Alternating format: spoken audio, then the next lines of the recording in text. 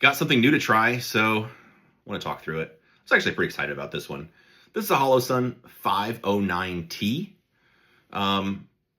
So it's a closed emitter, which is the big difference from the rest of the red dots I own. The closed part meaning there's glass on the front and back of it, so it's all enclosed, compared to an open emitter like this, where you have glass in the front and there is not a glass pane on the back.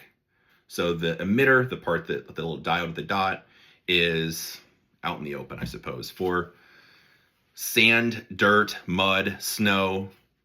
I don't know, maybe some other like zombie apocalypse stuff to get in there and block your vision. The idea with these is if it's in a holster for work or something like that, and you get snow on it, it's easier to brush it off and see through the window, I suppose.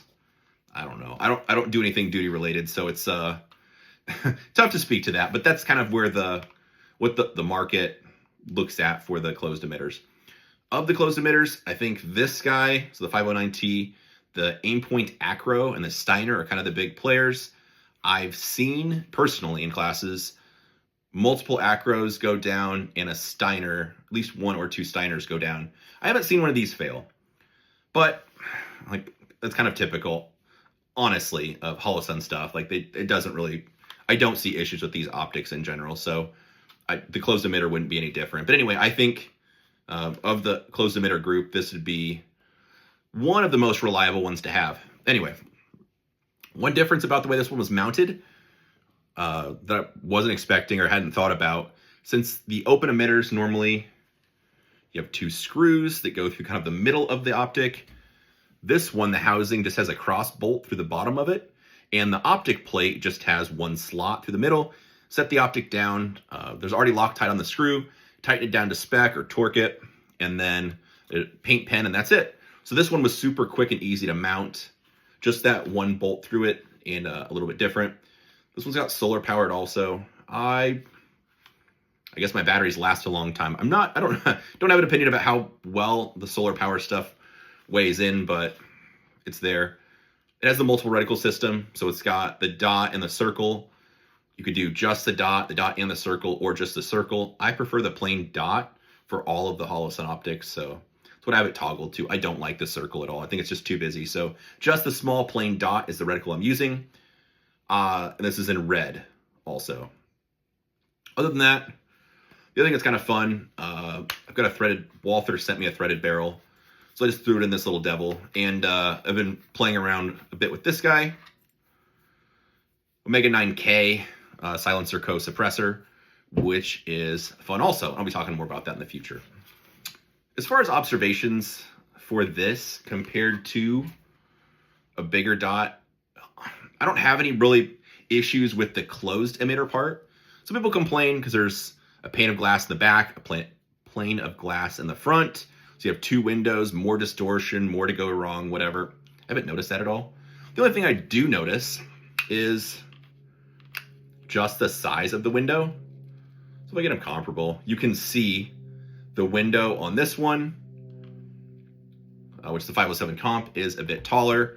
So when shooting this one, especially with hot ammo, the dot sometimes leaves the window, and I just have to trust and believe it will come back because you can't track it the whole time, which sometimes with the bigger windows or lighter ammo, it'll be able to track the dot the whole time through the window.